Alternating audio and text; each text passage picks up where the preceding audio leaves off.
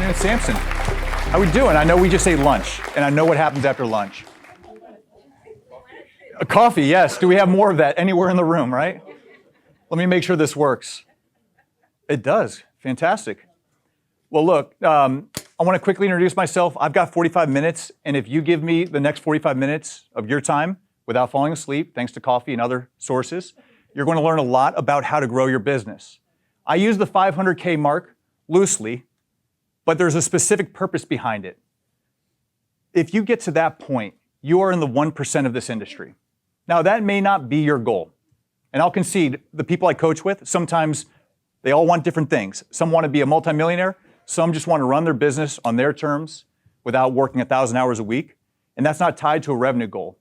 But what I do find is those who are in the 1%, the ones in their industry that are in the 1%, are the ones that run their business in such a way that even if that's not your outcome goal, you will greatly benefit from taking what they do and trying to recreate it in your own business.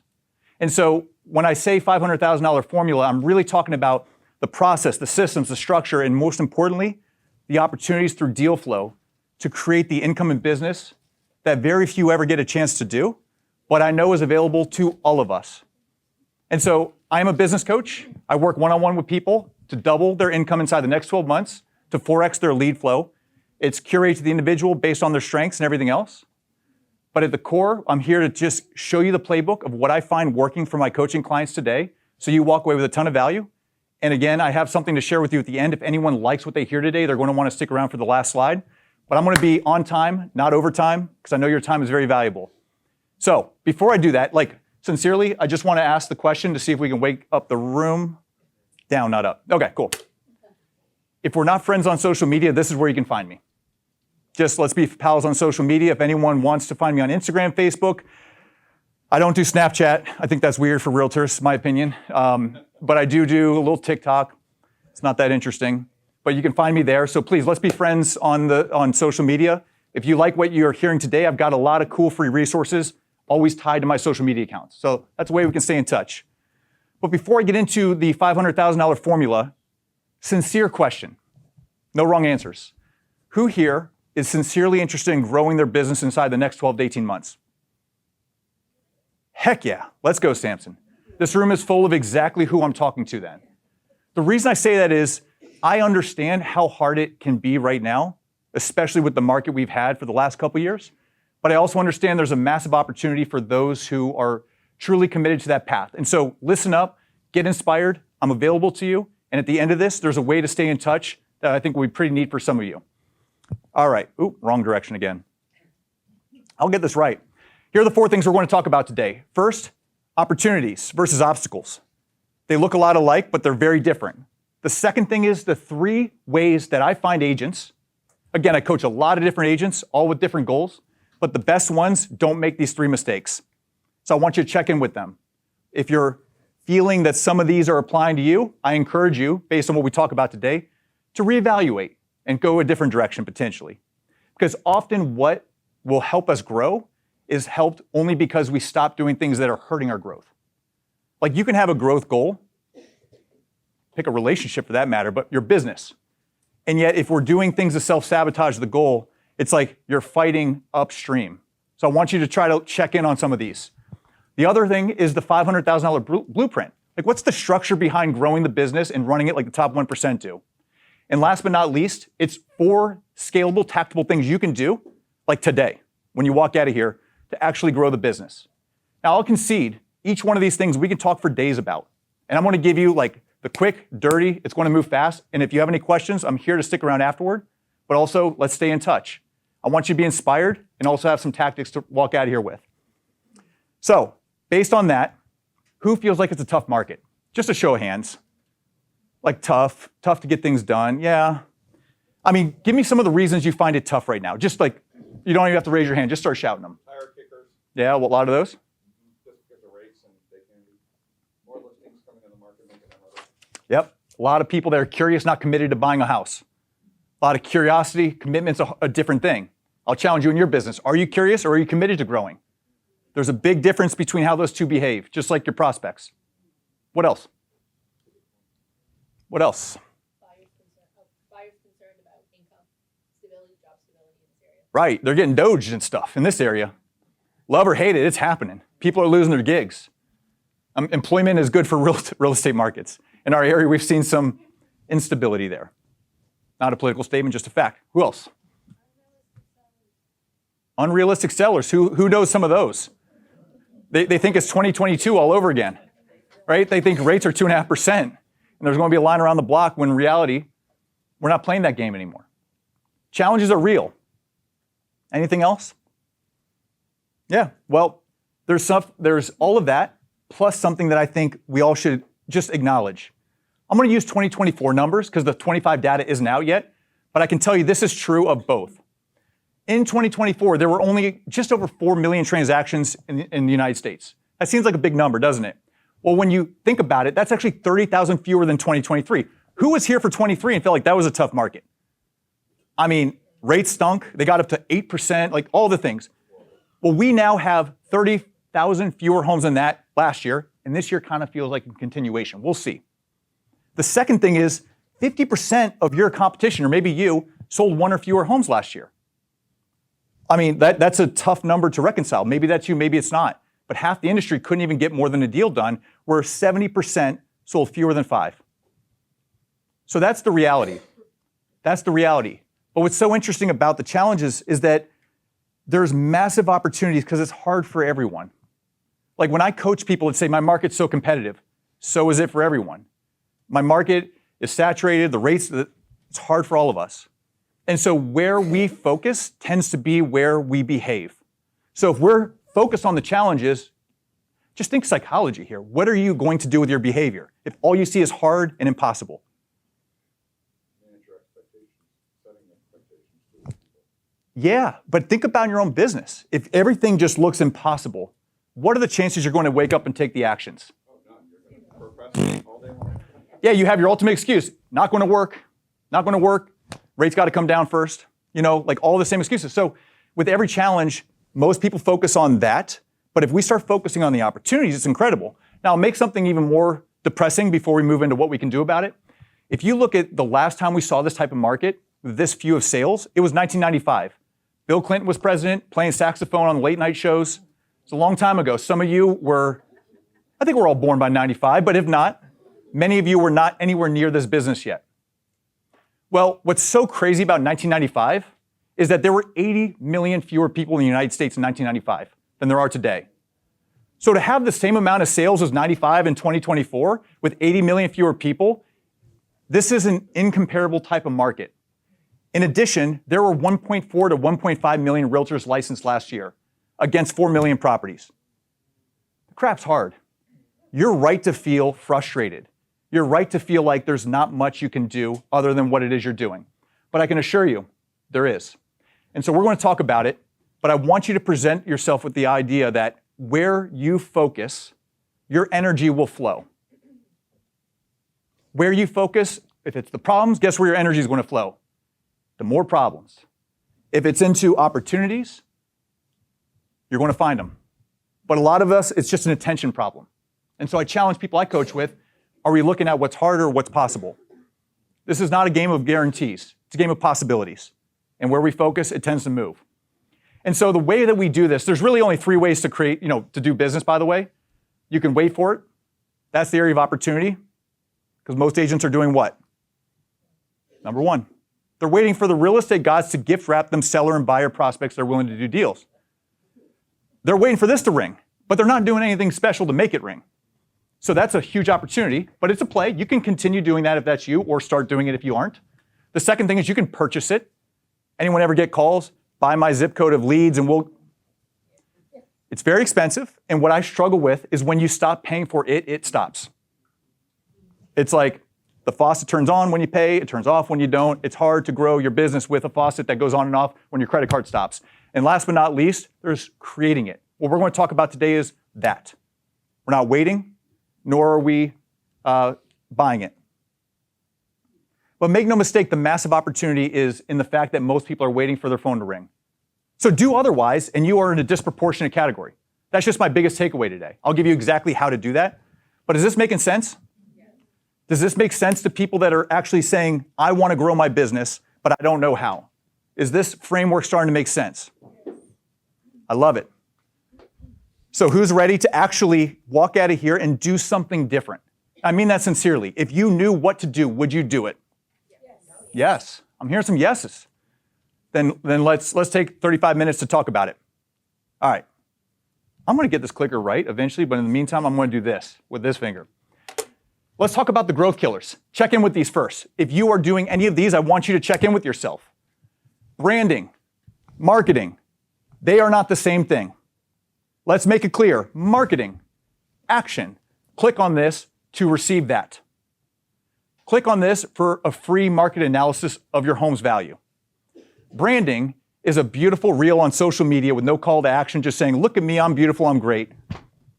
It's back in the day what used to be the billboard on the side of the highway that just says, licensed realtor. Branding.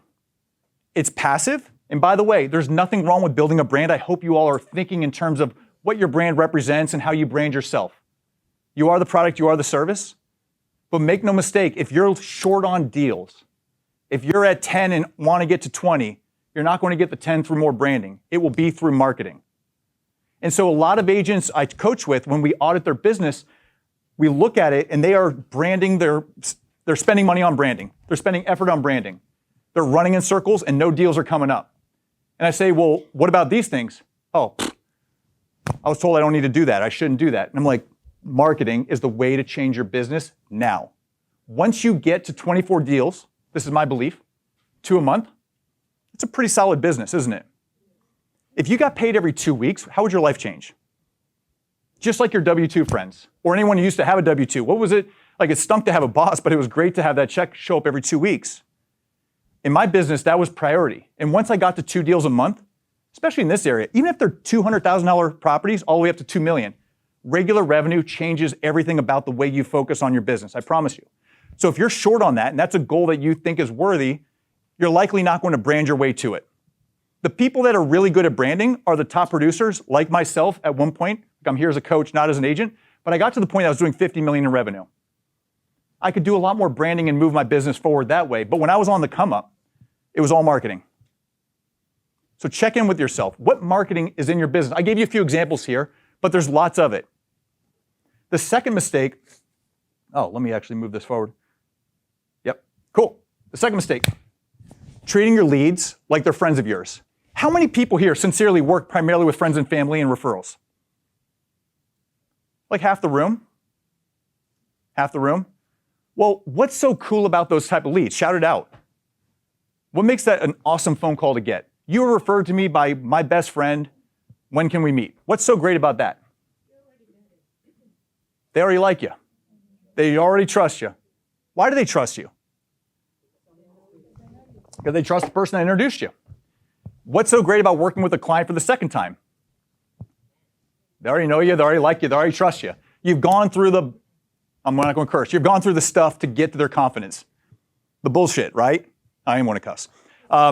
Once you win someone's confidence, it gets a lot easier to work with them. Now, if you're lead generating, I call that as working with strangers.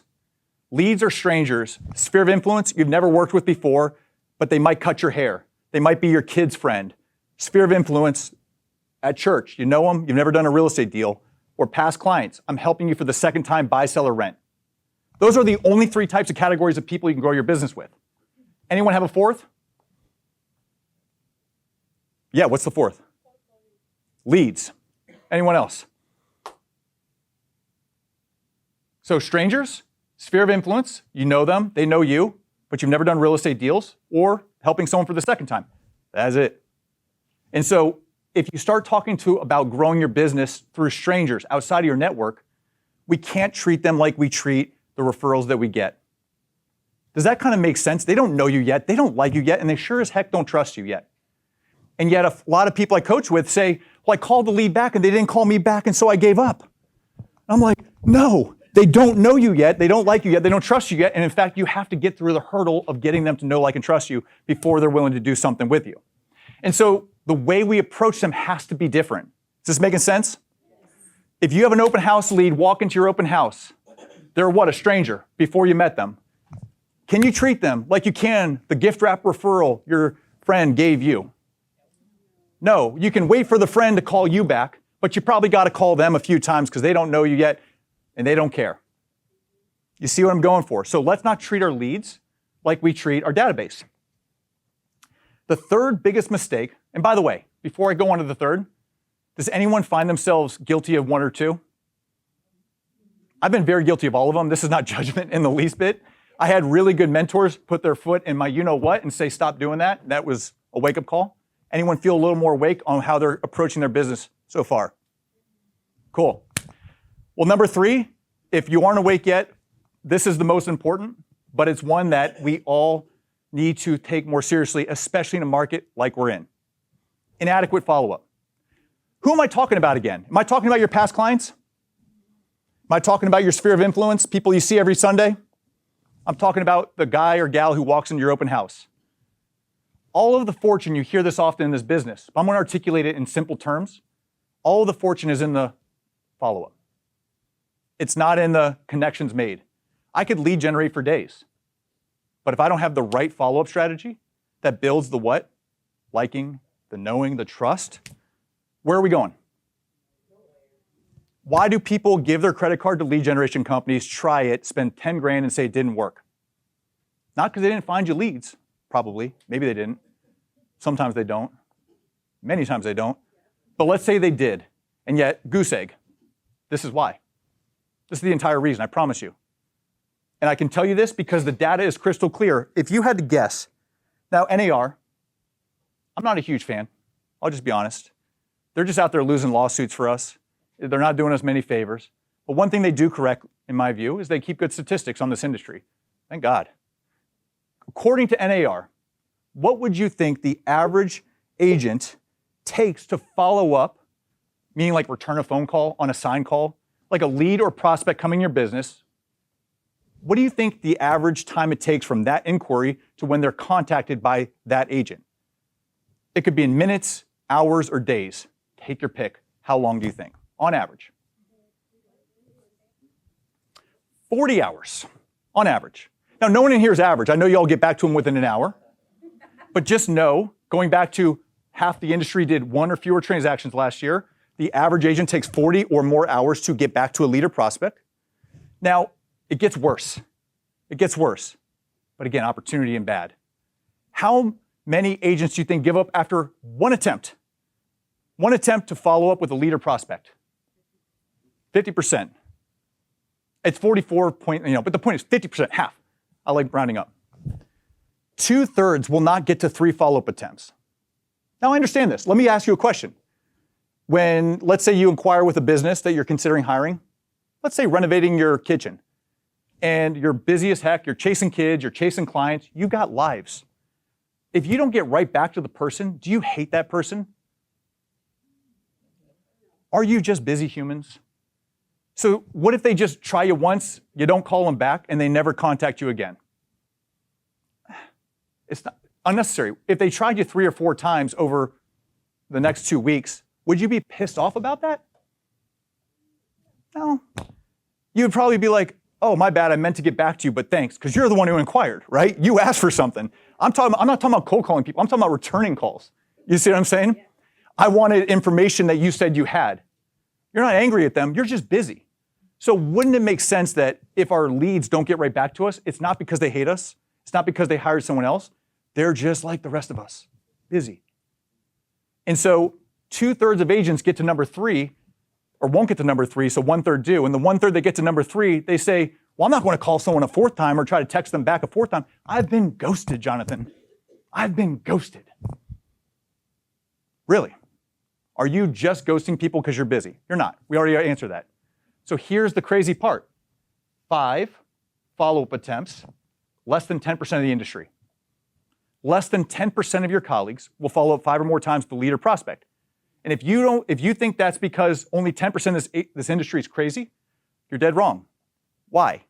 80% of leads or prospects said that they needed 5 follow-up attempts before a buying decision was made. 80%, that is 4 out of 5. 4 out of 5 need 5 or more attempts before they sign a buyer-broker agreement, before they sign a listing agreement, before they agree to meet for coffee, before they meet you at the thing, right? 80% of your leads need how many?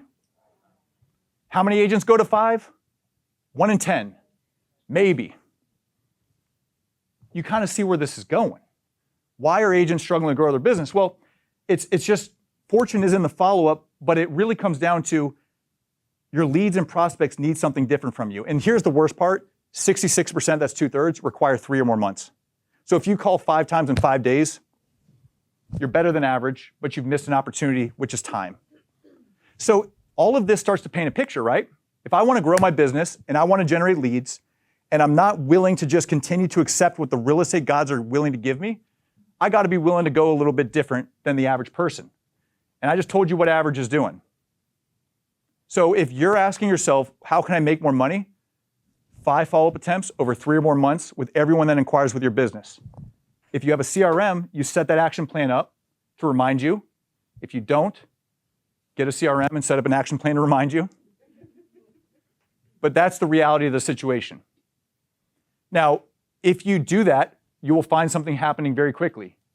People that you thought were gone come back around and you think, wow, that was really cool. I'm glad I did that. And you all of a sudden get excited to do it for more people. And you stop taking rejection as an indictment on your business and you start eating it for breakfast. Because you're like, I know I got to get to 5. I'm only at 3. We got another week to go to 4, 2 weeks to 5. I'm going to get you. It's amazing what you can do when you start framing the problem differently. So that's just how I see the landscape. And the second biggest problem with follow-up, and I'm just going to give you the trick right now, is that how do you think most agents follow up? How do you think they mostly do it? Like, let's say I called you because you inquired about coaching. How do you think the average me would contact you? Just checking in. You contacted me on my Google page. Just checking in. How many people are guilty of saying just checking in when you're calling back a lead or prospect? I'm glad to see some no's, but I can tell you, the average person I coach with, just following up. That's a fancy way to say I'm just checking in, right? Just circling back, right? It's all of that. It's all that in a nutshell, okay? All of it means the same thing. Well, guess what I'm doing? I am saying what you're doing is less important than what I need, so I'm going to bother you, interrupt whatever it is you're doing to just what? Check in. Please answer my question. Do you want coaching? Do you want to go? You're like, I'm cooking dinner. Leave me alone, right? That's the reality of most follow-up. So if you're just saying, I'm just checking in, and your leads are ghosting you or hanging up on you, second problem to solve. Let's do better. The average struggles with this. Yes, ma'am. I just have a really quick example. I got a call from a lead that was from the previous Rails associate, so it was a referral. And so she left a message. I called her back and told her, hey, I really want to work with you and happy to meet with you at any time, your convenience. She called me back and said, thank you for calling me back. I'm now a listing lead on that. Yeah, let's go. Just by making a phone call. What did that cost you? But it didn't cost me anything. And she tells me all the time, you're the one who called me back. Can I record that and play it for some clients I need to meet with today? I got a few meetings this afternoon that need to hear your story, okay? Well, come see me after this, please. Brilliant. It was my first listing after coming back full time. So, And it seems like it's going to pay you all right. yeah. $1 million. I mean, whatever you're charging is better than, you're doing good.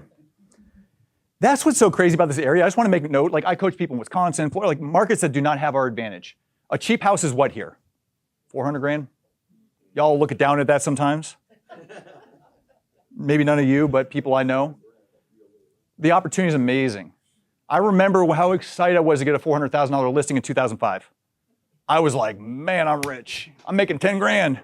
Like, I really felt like that. And making 10,000 on one sale, I'm doing the math. I'm like, if I do 30 of these a year, that's like more money than God, Now we look down and call them back once. Oh, they didn't get back to me. Screw it, they're $400,000. Like, stop. If that's you. And if it's not, you're good.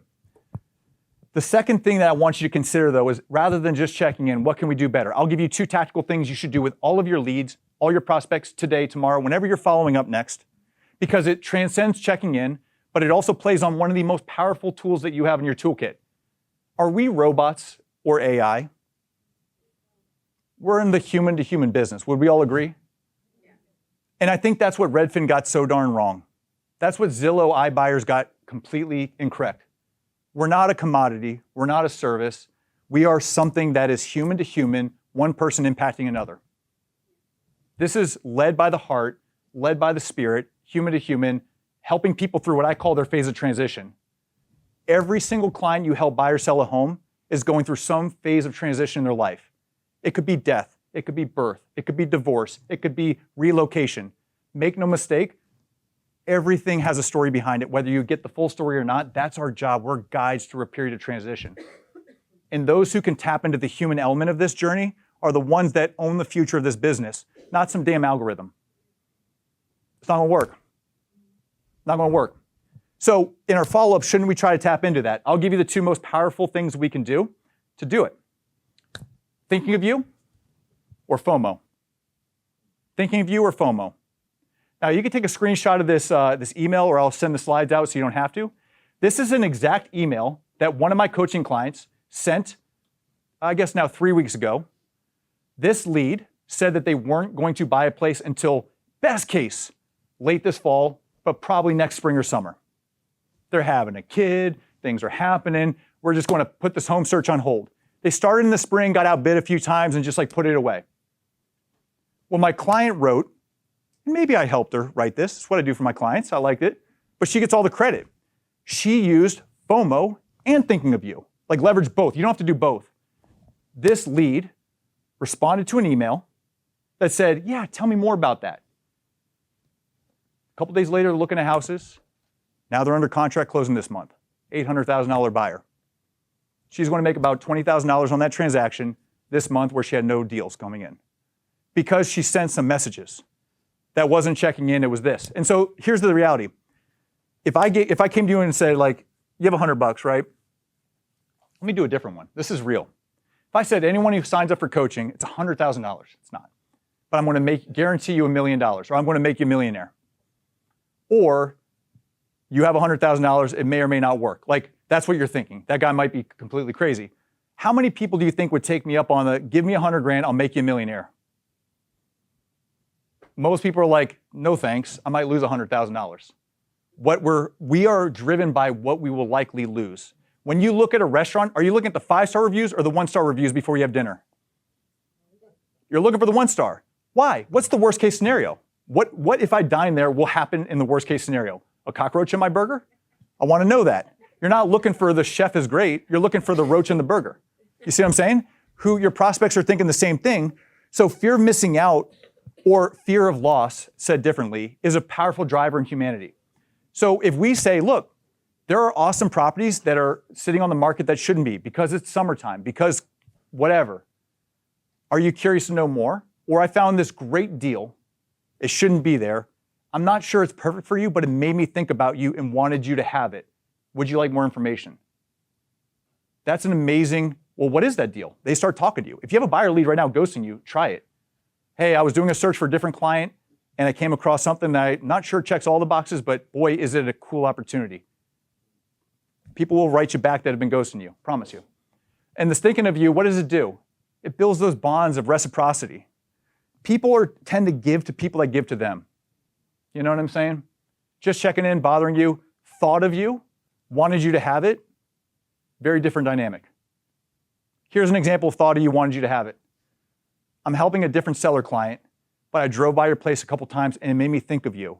And I know you said next spring was the timeline, but we're going to generate a lot of buyer interest from the sale that's nearby you. And I just wanted to let you know that you've been on my mind. And obviously, if you're open to selling sooner, I'd love to tell you more about it after we get these, the list of buyers looking at my listing. If you're missing out, but also thinking, it's a powerful tool. Just try it. Believe me. This is making sense? So to recap on follow-up, and then we're going to blow into the tactics. 5 over how long? 3 months. If you just do that change, 5 follow-up attempts over 3 or more months with everyone who inquires about working with you, or sign calls or open house leads, you're going to be in the sub 10% and grow your business. And if you stop checking in and start thinking of people or giving them things that they might miss out on if they don't talk to you, you'll find your response rates go way, way up. That's the whole game. You do that, I promise you're going to sell some more houses this year. Before I keep going, does anyone have any thoughts or questions? I hope this is making sense. Can I get some head nods if it is? Yes. I know lunch is sitting heavy, I have a Yeah. Not to pick on that message, but do you prefer these kind of long messages or more direct messages when you are dealing with? It's a darn good question. And my answer is try both. See what works best. I'm a test. You know what's so interesting? People, when I was in real estate 2016, people said, you gotta get on YouTube, you gotta do it. And people have no attention span. It's gotta be short form. And all of a sudden, 30, 45-minute YouTube videos became the norm. Oh, you gotta do long form now, you gotta do long form.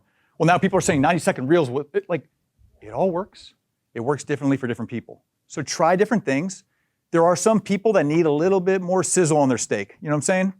And there are others that are like, give me the steak. Try both. My recommendation, by the way, when you're following up, call, text, email, call, text, email. Rotate between those three. If you text a caller, what happens? If you call a texter, nothing. But if you text a texter, they'll write you back. So rotate between the three, different messages, some long, some short. In this case, I think my client wrote a good email for that situation, but you discern and try different things. Cool. That ends the mistakes. I want to dive into growing the business stuff. But before I do that, want to check in with you. Is everyone feeling like they at least found something they can improve upon? Raise your hand if you did. I love that. I love that. How are we doing on time as far as in the back? I don't want to go over. Okay, cool. Let's dive in. Let's go through the 4 tactics you can use to grow your business today. Let's get right in. All right. I want you to try 2 different ways to change your business, 2 hours a week, twice a week. That means 4 hours a week of trying to change your business through lead generation. I'll give you 4 different things you can do now, but try 4 hours a week. Why do I say that? Most agents don't put any time for growing their business on their calendar. They put all the other stuff, but it's one of the most important things to have. And if we don't have it in the calendar, my guess is it's negotiable. So I encourage you, put it in the calendar, 2-hour sessions twice a week. That's 4 hours. Everyone's got 4 extra hours to do something specific to grow your business. The first easy play you can do is within your current database. And let me give you a quick framework on how we do this in coaching. 85% of people say they'll use their realtor again, 27% actually do. That means a second time. Meaning if you close with a client, they're happy, they buy or sell 3, 4, 5 years later, 27% actually do that. Has anyone had that happen to them? A client didn't use them a second time?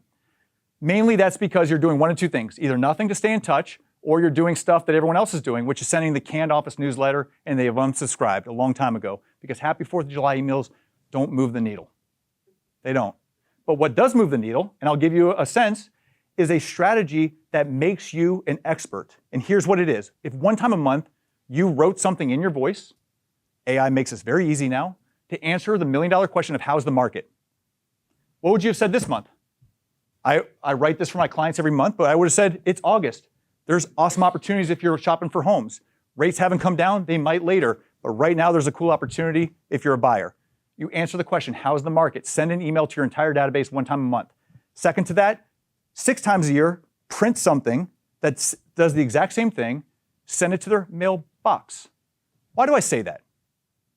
How many emails do you get in a week, a day?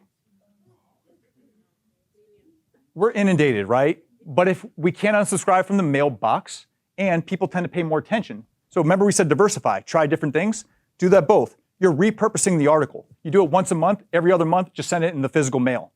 In addition to that, maybe put it on your blog, on your website. If you don't have a blog, put it on a Google document, hyperlink that, start tossing that in your social media.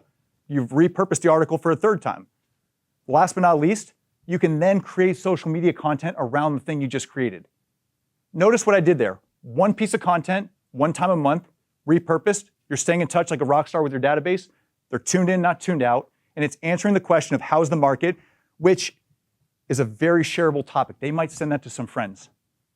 That grows your business, doesn't it? The second thing we can do, I know we all do open houses. There it is. But I would challenge you, this is the open house playbook that I give to my clients, and it kills. And I know most of us go to open houses and do not much of these things, maybe a few. But I'll tell you, if you try putting up more signs, like 20, that sounds ridiculous. Instead of just hoping neighbors show up, what if you go 20 to the right, 20 to the left with a flyer and invite them to the open house? You'll get more neighbors coming in. It costs you nothing. It takes you 30, 45 minutes. What if you do like cookies and water, $10? have something sitting there. Why? When someone walks in, what's their first question? Please sign in. Most people say that, right? Well, what is that? I'm taking something from you. What if my first thing, welcome, can I grab you cookies or water? Remember that reciprocity thing we're talking about? Changes the entire dynamic. Oh, by the way, do you mind signing in? As they're stuffing a cookie in their mouth. What are the chances they don't sign in? You know what I'm saying? We're creating different things. And rather than following up with your leads that come through with just like a generic little text message, anyone ever try this? It's Jonathan. We just met at my open house, and I wanted to thank you for coming in. This is my cell phone number. If you need anything, please contact me. Like a video message. If they get 3 texts that day from realtors, but they get your video message, what are the chances the reply rate goes up? Much, much higher. So these are all little things you can do. And I'll show you, like, you could take a quick picture of this, but these are resources that we have in coaching, but you can create on your own. The open house survey as opposed to just a sign-in sheet. Something like the canvassing flyer. Something like the conversation starter at the front door. Cookies and water. Like, these are all little 10, 20% difference makers that if you do it at your open houses, will increase the amount of people that are signing in, talking to you, and ultimately willing to engage with you thereafter. I'm going to roll through these last 2 because we're up against time. And I apologize I didn't leave more time for this part, but I have a promise that I think some of you will definitely enjoy. Anyone here ever call or contact or work with a for sale by owner in their market? 1 or 2 hands? Awesome. 3? Okay, cool. Here's my challenge for you. Go on Zillow today. Go to the filter that says for sale by owner. Cost you nothing. There's a filter on Zillow that will show you all the FSBOs in your market. When you see one, rather than calling and saying, when are you going to hire a great agent like me to sell your home, which is what most agents do, why don't you say, I do a lot of work in the neighborhood. I saw it. I didn't find it on the realtor database. Can I confirm? Is the property for sale? And then from there, you have a human conversation. And at the end of it, if they're cool and they seem relatively motivated to sell their place, even if they don't like realtors yet, guess what? Statistically, they're going to fail and hire a 6% broker to help them. Statistically, that's where it's going. So my challenge for you is, if there's a FSBO in your market, you call them, have a human conversation. You don't ask for a listing agreement. You don't ask for anything other than confirm facts about the house in case you have a buyer client that might be interested, right? The next step is follow up with them. How many times? 5. And say what? Wanted you to have it. I know you're going FSBO, but this is some cool information I gave to another seller client. Wanted you to have it. Maybe once every week for the next, 5 weeks. Guess what most agents are doing? This, and they're done. Be different, you'll get different results. Most of these people are going to hire someone. That's how you get your next listing in the next 30 days. For anyone that needs a listing, that's how you do it. And last but not least, if anyone has a listing, I'm going to give you the second best thing we do in coaching for our one-on-one clients. These are 8 activities you should be considering doing around your current listings. We have another one for buyers. I don't have time today to generate a second listing in the neighborhood. So let's say you do that FSBO thing and you call and you get one. Don't just do that awesome open house, but don't just let it go after that. These are a couple things you should be considering doing. The magic is in the 3 pieces of marketing. 1 just listed, 1 under contract, 1 closed. Maybe try a neighbors only event, which is just starting your open house an hour before. It's not that hard, just an hour before. Inviting the neighbors, canvassing flyers. You know, if you want my opinion, these are the couple you should do. It costs you $400 extra, and it absolutely works to get a second listing. So this is, as we're up against time, some of the cool tactical things you can do right now. But I want to end where we started. Often what holds us back from growing is in between the ears, because we're focused on the wrong things. 80% of business is psychology. Where attention goes, your creativity, your energy will go every time. So are we focused on the opportunities or the problems? The second thing is, everything we do to grow our business should be understood as we can create the opportunities we want if we leverage what is out there. If most agents are following up once, just do it more. If most agents have a listing and don't try to get a second one, do otherwise. It's just these subtle little difference makers, and I promise you, the best agents in your market are doing a lot of these things, if not all of them, plus a lot more. So that is the opportunity that exists for all of us. I hope I inspired you to at least check in on what you should be doing that you're not doing, that you should stop doing that you are doing, or check in with what you're focusing on, because wake up, the next couple years will be freaking great for those who seize the opportunities. Bad is coming, meaning the bad headlines are coming. AI, like it's coming. But this is a human-first business, and those who are just focused on serving their people at a higher level are going to do just fine. And I hope that's you. So I will end with this. I want to thank you for your time. We have a live event. DC never gets any live coaching events. Who here has gone to Vegas for a coaching event? Who's gone to California, right? The big coaches are all on the West Coast doing events on the West Coast or in really expensive places, which are fun to visit. We're doing something in Arlington, Virginia. It's a mastermind. In fact, one of your leaders has agreed to speak there, Mr. Donnie. He's going to be one of our guest speakers. But I digress. I wanted to offer this to you. This is a at-cost $300 event that I actually am giving a 25% off coupon for anyone who signs up in the next 48 hours in this room. It is 12 hours of actionable coaching on a Tuesday and a Wednesday, September 23rd and 24th. It includes a happy hour on the rooftop. I'm going to get you a little buzz if you want to do that. But we're going to learn a lot. All of it's quite literally. I should have. I forgot where it was. So I want to challenge everyone in the room. Are you curious? Or are you committed to growing your business? And the old saying is like, if nothing changes, nothing changes. This event is I kid you not, we are probably going to lose money on it, but I'm trying to make it as accessible as possible. We've got some awesome guests coming out. We're going to go deep into some of these topics, and you will walk out of there with a plan to grow your business in 2026. And you can sleep in your own bed. So it's really cool. I want to thank everyone for having me here today. If you want to sign up, like it will sell out. We're capping it at 100 people. It's about half sold out. And I'm about to start really promoting it. But I'd love to see some of you there in Arlington. And with that, thank you so much.